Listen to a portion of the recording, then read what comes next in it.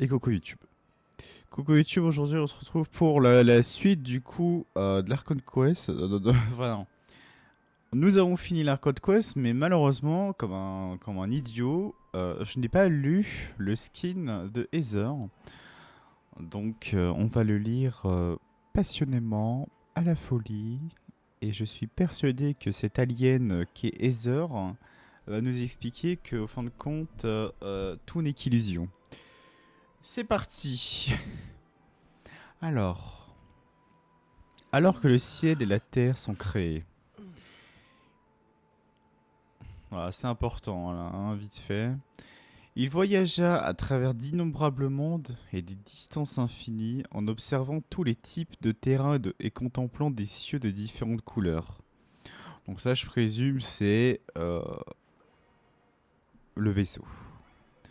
Aussi romanesque que cela pouvait sembler, mais en réalité, cela s'apparentait davantage à une torture qu'à une aventure.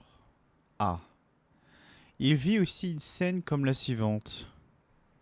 Des jumeaux debout sous le ciel nocturne radieux, les yeux brillants, regardant les étoiles et les nombreuses lunes au-dessus d'eux.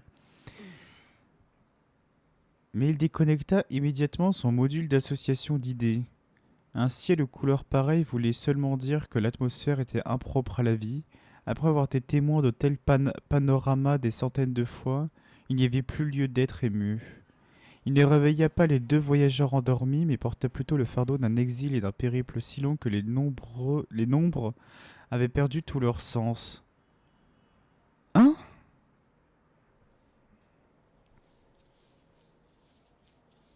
Comment ça?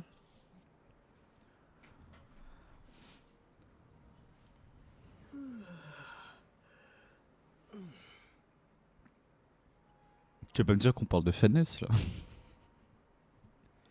Non, parce que il. Alors que maintenant on sait que Fanès c'est elle. Il ne réveilla pas les deux voyageurs endormis, mais porta plutôt le fardeau d'un exil et d'un périple si long que les nombres avaient perdu tout leur sens. Ah, bah, peut-être qu'ils disent il pour le seigneur du firmament. C'est vrai que c'est bizarre ça, hein. Mais c'est bizarre. En fait, c'est bizarre cette formulation-là. Il déconnecta immédiatement son module d'association d'idées. Comme si c'était un ordinateur.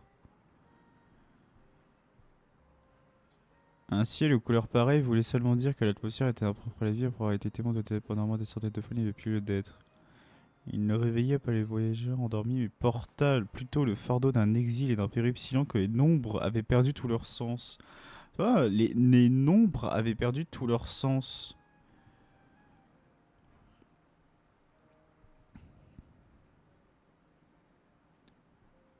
Les détails de la lithosphère, de l'atmosphère ou de la biosphère importaient peu au fin de compte. Remodeler le terrain, ajuster l'air, reconstruire un écosystème, telles étaient les tâches simples d'un vaisseau pionnier destiné à porter l'étincelle de la civilisation. D'un vaisseau pionnier. Donc ça, on parle de notre vaisseau. La position d'une étoile, sa distance ou sa durée de vie pouvaient poser un défi mineur. Mais il y avait des solutions. La véritable difficulté résidait dans la recherche d'un monde avec un potentiel. Sans cela, les destructions ne tarderaient pas à les attraper.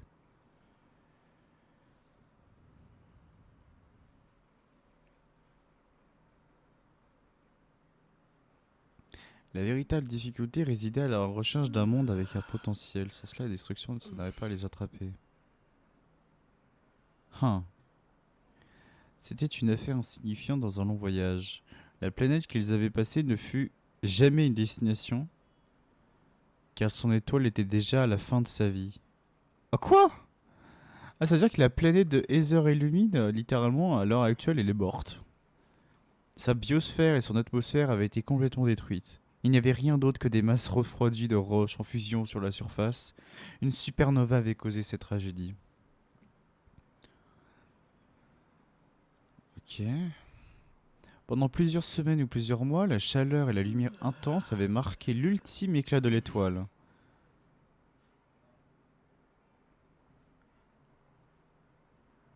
La chaleur et la lumière intense avaient marqué l'ultime éclat de l'étoile. Après cela, elle devint une étoile même froide et terne. Il calcula l'heure de cet événement. Quelle coïncidence! La radiation piégée dans la croûte de la planète indiquait qu'une supernova explosa la même année que celle de la naissance des jumeaux. Hein?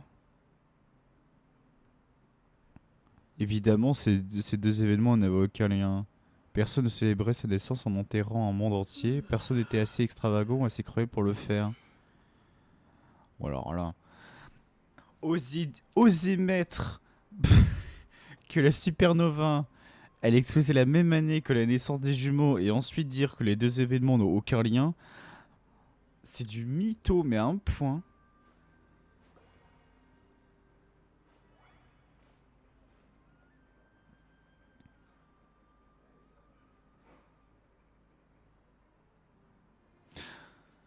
Parce que ça veut dire... Non, on va partir du principe où il y a une logique. Hein. Que quelqu'un aurait formaté une supernova afin de créer la naissance des jumeaux. Mais pourquoi? Et qui? Si on dit que c'est Fennes, genre what the fuck, hein. Parce que si c'est Fennes qui a fait ça hein, pour des jumeaux, genre, il y a un énorme problème, hein. Parce que ça veut dire que Fennes sait exactement ce qui va se passer et qu'en même temps, il a un but précis avec nous. Alors que nous, on a juste envie de lui faire mordre la poussière avec tout ce qui se passe.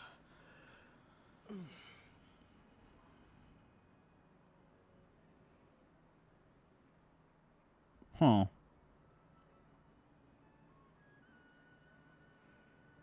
Le voyage interstellaire était une entreprise dangereuse après tout. Une supernova à 5 ou 6 années-lumière pourrait endommager l'anthropogénétique et même blesser les jumeaux peut-être. Il modifia immédiatement les tenues de la garde-robe et les améliora avec des matériaux adaptés pour leur voyage interstellaire avant de les placer sur les nacelles d'hibernation. C'est un petit geste, mais il était d'un confort silencieux. Pendant leur sommeil, les jumeaux eurent un nouveau refuge, ainsi continuait son voyage à travers d'innombrables terres, atmosphères et cieux.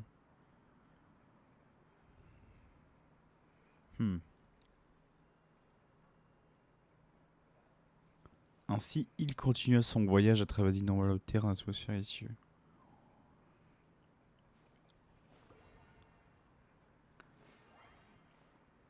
Parce que là, on est d'accord que la toute fin, c'est Heather.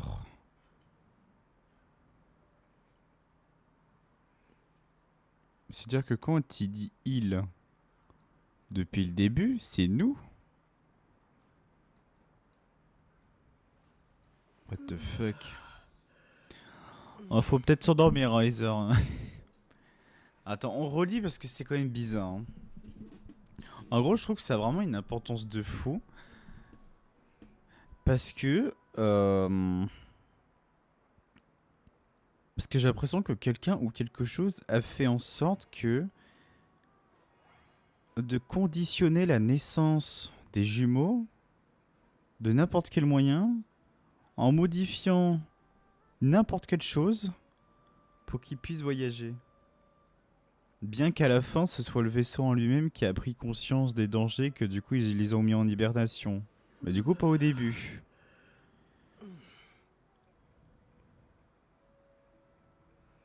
Il voyagea à travers d'innombrables mondes et des distances infinies en observant tous les types de terrains et contemplant des cieux de différentes couleurs.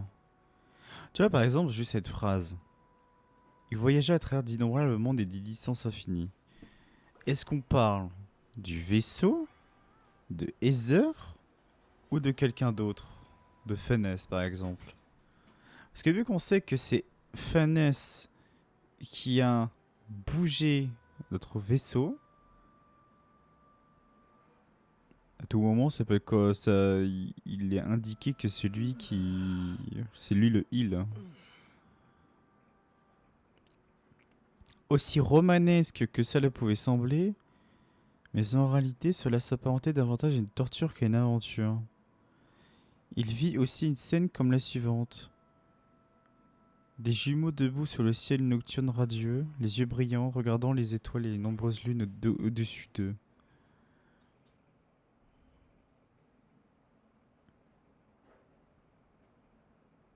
Mais il déconnecta immédiatement son module d'association d'idées. Un ciel aux couleurs pareilles voulait seulement dire que l'atmosphère était impropre à la vie. Après avoir été témoin de tels panoramas des centaines de fois, il n'y avait plus lieu d'être ému.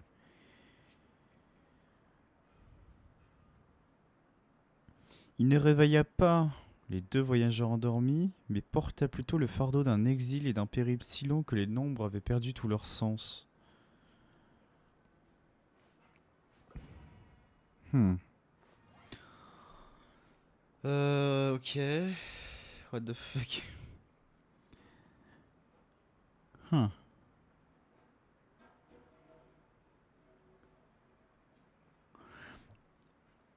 Je sais pas. Parce que il ne réveilla pas les deux voyageurs endormis, mais non, mais pour moi, c'est. Tu vois, juste cette phrase, c'est soit le vaisseau. Parce que vu en dépit sa sophistie. Enfin, son côté logistique extrêmement avancé, genre je pense que le vaisseau en lui-même a une conscience. Il serait capable de réfléchir, de penser, tout ça pour protéger les deux voyageurs. Et donc ce faisant, il a fait en sorte, en dépit de la situation, de ne pas de les réveiller. Mais porta plutôt le fardeau d'un exil et d'un périple si long que les nombres avaient perdu tout leur sens. Et ça me rappelle ce qu'avait dit Heather, comme quoi dans le journal de bord, ils sont déjà passés par Teva, mais juste en traversant les cieux. Et après, ils ont voyagé pendant des milliers d'années.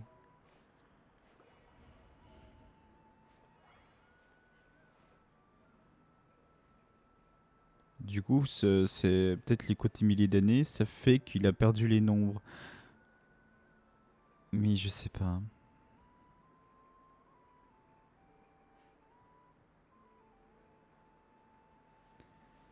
Parce qu'en gros, ça veut se dire.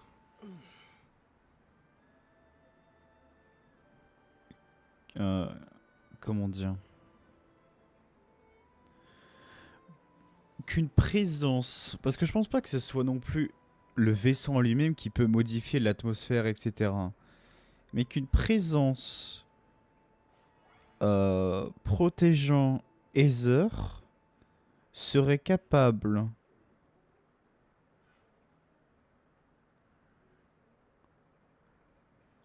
de modifier une Terre entière, voire même une galaxie, pour son bien-être. Genre, littéralement, par exemple. Bah, tiens, on va y arriver juste après. Je crois que c'est. Non, c'est un peu plus bas. Les détails de la lithosphère, de l'atmosphère, de la biosphère importaient peu en fin de compte. Voilà, remodeler le terrain, ajuster l'air, reconstruire un écosystème, telles étaient les tâches simples d'un vaisseau pionnier destiné à apporter l'étincelle de la civilisation. Le vaisseau pionnier.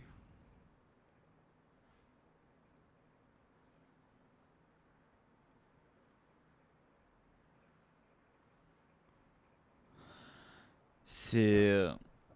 Parce que là, tu vois, juste ce truc-là, ils nous disent que le vaisseau serait capable de reconstruire un écosystème, de positionner une étoile, et j'en passe.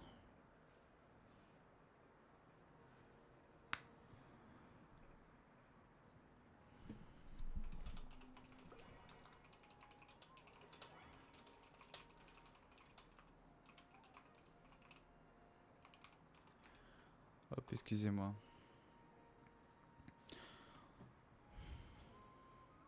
La véritable difficulté résidait dans la recherche d'un monde avec un potentiel. Sans cela, la destruction ne tarderait pas à les attraper. Ok. Résider dans la recherche d'un monde avec un potentiel.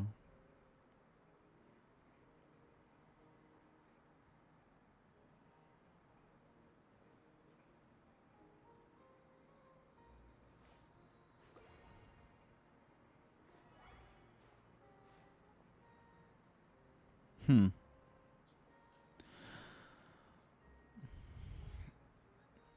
Du coup, c'est lors de la première.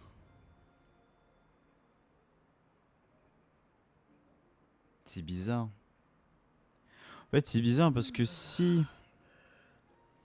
Après, après ouais, c'est selon des milliers d'années aussi.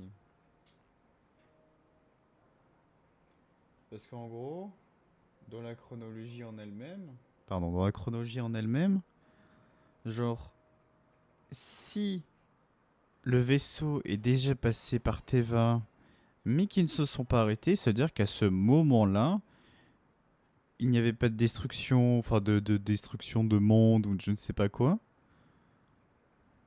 Et donc du coup, le vaisseau, en dépit de sa conscience d'IA de merde, ne s'était pas penché sur la question est-ce que la planète qui est Teva a un potentiel ou non. À moins que Teva, à ce moment-là, n'était plutôt qu'une simple planète, dans le sens où il n'y avait pas forcément de lieu, de juste une planète. Genre sans fenêtre, sans que dalle.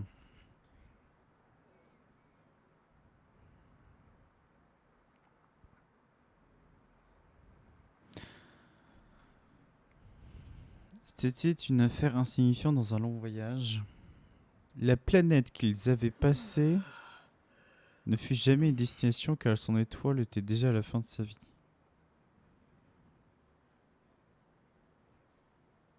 Ah oh, non, j'ai mal lu en fait. Enfin, j'avais mal compris. La planète. Ah non. Oh, non, si, j'ai bien lu. La planète qu'ils avaient passée ne fut jamais une destination.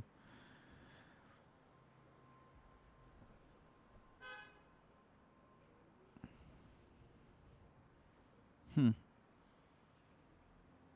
Donc là, on est d'accord que quand on parle de cette fois, c'est pas la planète de leur naissance, d'où ils proviennent de base. C'est une planète lambda qu'ils ont juste traversé l'atmosphère. Sa biosphère et son atmosphère avaient été complètement détruites. Il n'y avait rien d'autre que des masses refroidies de roches en fusion sur la surface. Ça, non mais ça me rappelle le Skirk, hein. Attendez. Euh, je, je vais vous montrer Skirk. Skirk trailer. Alors, je sais plus c'est lequel.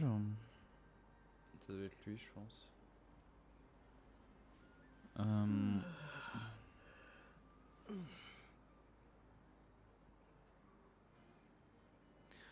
Attendez. Regardez vite fait. Tac, tac. Bon, excusez-moi. Genre, littéralement, ça c'était Skirk qui regardait le monde de Teva en dehors, genre, vous voyez. Et, genre, là, on voit bien que c'est de la roche en fusion, etc. Et ça, c'est ce que comment voit le monde Skirk de sa façon. Et que du coup, que là, ça nous parle de roches en fusion sur la surface.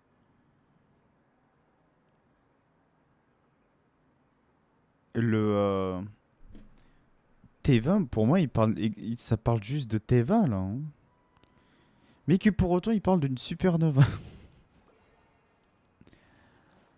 Au secours. Donc déjà, en plus, comment ça se fait que la supernova n'ait pas détruit cette planète? On va savoir.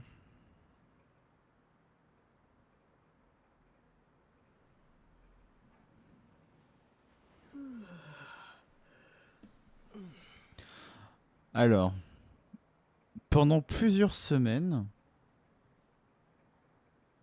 Attendez, vous avez le son, moi? Ouais, vous avez le son.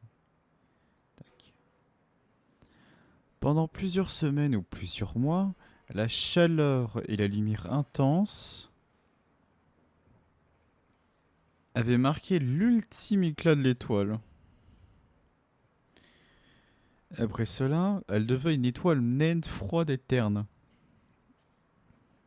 Il calcula l'heure de cet événement. Et voilà, et c'est ça que je comprends pas. La radiation piégée dans la croûte de la planète indiquait qu'une supernova explosa la même année que celle de la naissance des jumeaux. Non mais genre, what the fuck.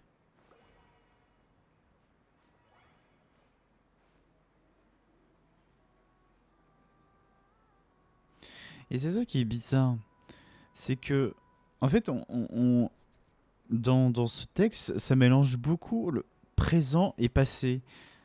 Genre là, au tout début, on nous dit que il ne réveilla pas les deux voyageurs endormis, donc je suppose que c'est le vaisseau. Donc à l'heure actuelle, ils sont nés entre guillemets. Et là, on repasse sur le passé en mode lol. La radiation piégée dans la croûte de la planète indiquait qu'une supernova explosa la même année que celle de la naissance des jumeaux. Et genre ça, en fait, c'est trop bizarre. C'est trop bizarre parce que ça rappelle. Enfin, c'est pas que ça rappelle, c'est pourquoi.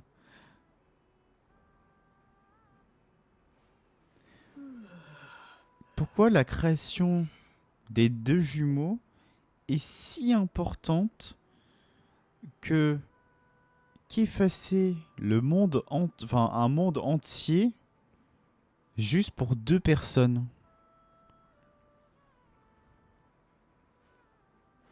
Évidemment, ces deux événements n'avaient aucun lien. Personne ne célébrait sa naissance en enterrant un monde entier. Personne n'était assez extravagant ou assez cruel pour le faire.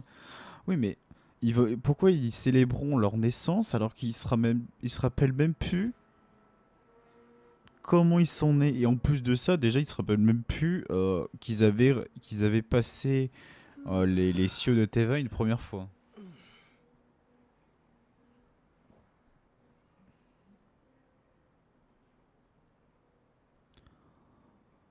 Euh...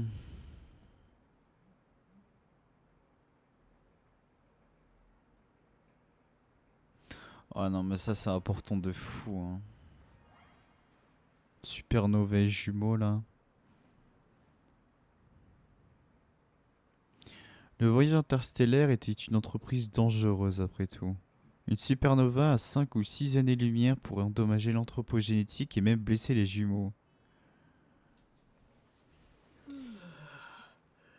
Il modifia immédiatement les tenues de la garde-robe et les améliora avec des matériaux adaptés pour leur voyage interstellaire avant de les placer sur les nacelles d'hibernation. Donc c'est là où ils font leur voyage d'hibernation et qui se réveillent en T20 encore en hibernation.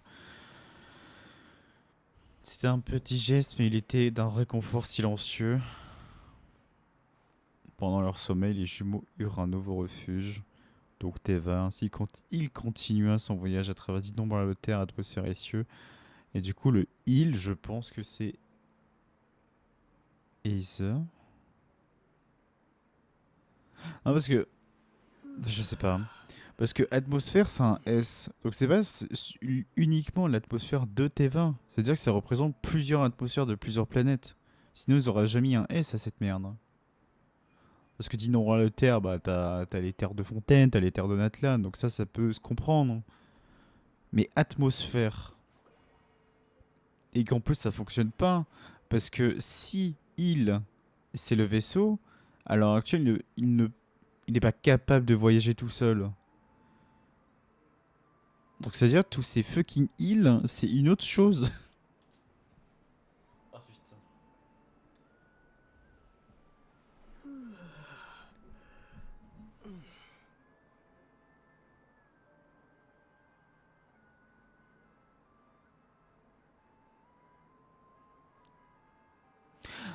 Ou peut-être que... euh, hmm.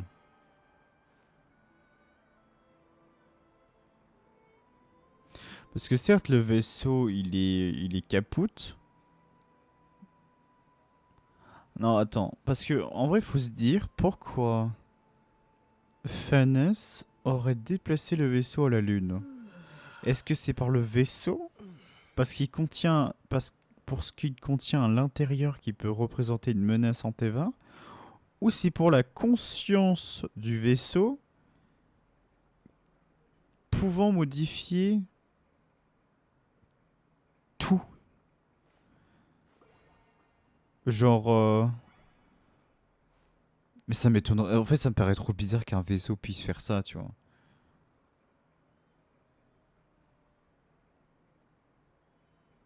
Parce qu'en fait, si ça continue, on sera en mode que notre histoire, en fait, n'a jamais réellement commencé, qu'on est juste encore en hibernation.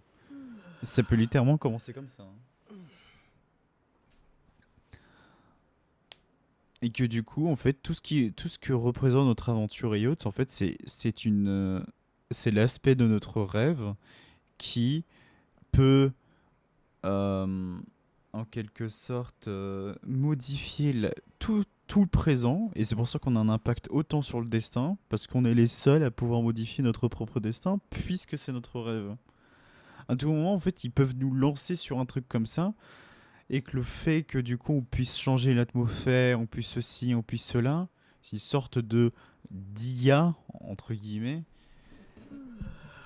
sur par exemple le côté où notre naissance est faite de par l'explosion d'une supernova, où on a la possibilité de recréer la biosphère, l'atmosphère, les terrains, l'eau, même déplacer des lunes.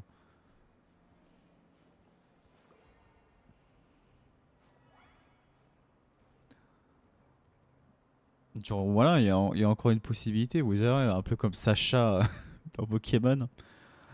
Il y avait toujours cette fameuse théorie, tout ce qu'il est en train de vivre et au fin de compte dans sa tête.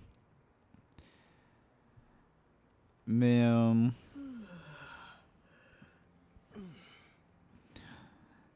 donc voilà, ça c'est un peu la petite théorie farfelue. Mais après, si doit vraiment parler d'une véritable théorie, parce qu'en fait à l'heure actuelle,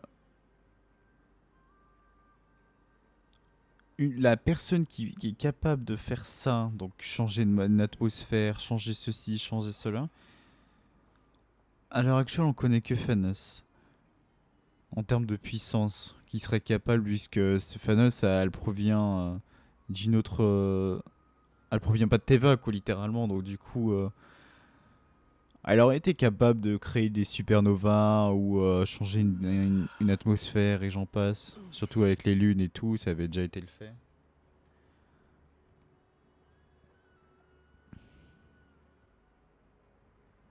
Sauf que ce serait bizarre. Parce que ça veut dire que pendant des milliers d'années, Thanos aurait été dans la capacité d'avoir les mêmes pouvoirs qu'une IA. De genre, en gros, avoir, créer une action au sein même de la galaxie.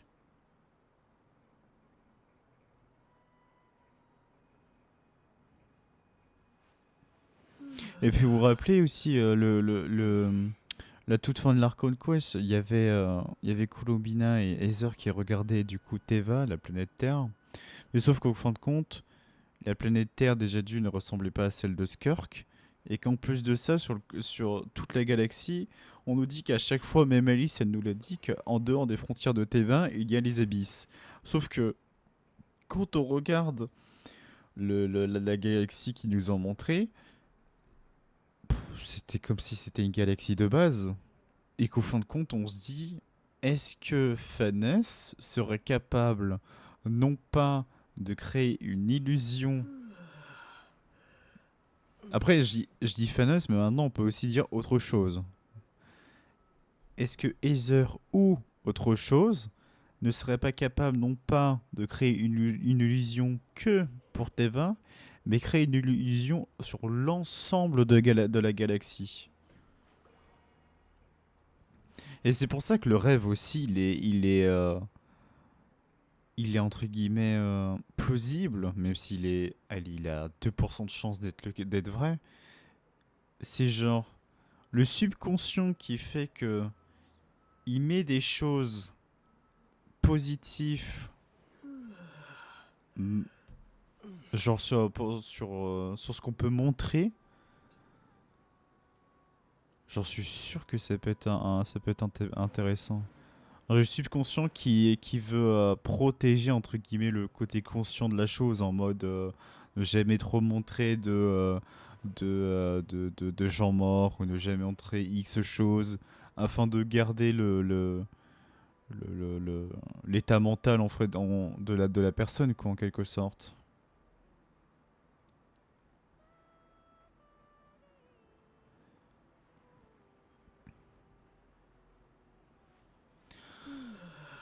I don't know.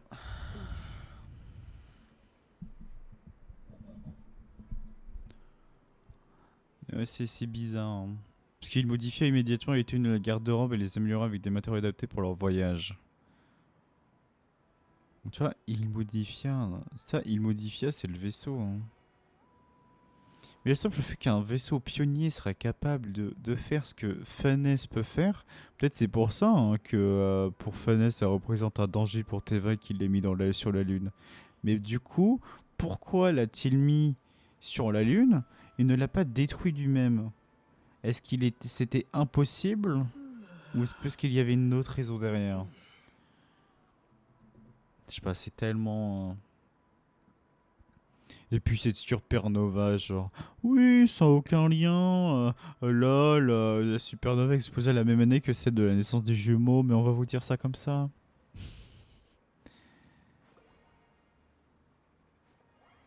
Personne ne célébrait sa naissance en enterrant un monde entier, personne n'était assez extravagant ou assez cruel pour le faire. Bah ça, d'un côté, c'est vrai, mais sauf que dans l'optique où il y a une destruction sur beaucoup de planètes, de par l'abysse ou une supernova ou je sais pas quoi, bah c'est possible, hein.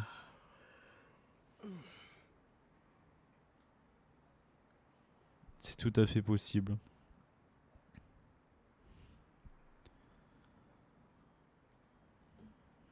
Oh putain. Non, ça faut que je regarde des théories là-dessus, hein, parce que je suis vraiment trop perdu.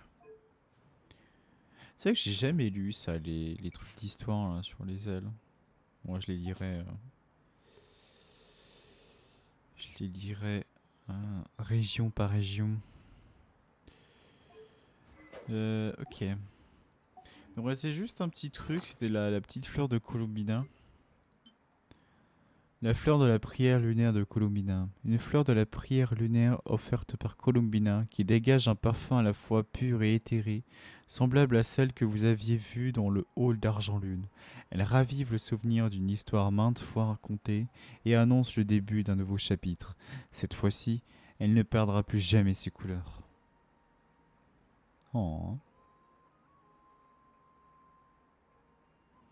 Ou de choses, hein.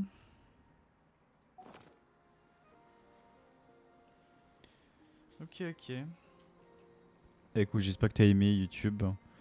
Hésite surtout pas à dire en commentaire ce que t'en penses, même si je sais que j'ai beaucoup bégayé, enfin pas bégayé, mais il y a souvent pas mal de moments de silence, puisque bon, il faut réfléchir à tellement de choses sur ce qui se passe, etc. Mais ouais, on commence à avoir de plus en plus d'éléments par rapport à Heather, son histoire, et également surtout Fennes. Parce que mine de rien, je suis sûr dans tout ce dialecte, il y avait quand même une référence à Fennes, à moins que ce soit la référence entière, ce fameux île. Mais intéressant. En tout cas, voilà, on est peut-être voilà, que le vaisseau a une intelligence artificielle capable de remodeler un monde entier uniquement par son esprit et sa technologie. C'est assez impressionnant. Du coup, des bisous. Et puis à un prochain VOD. Ciao. Ciao.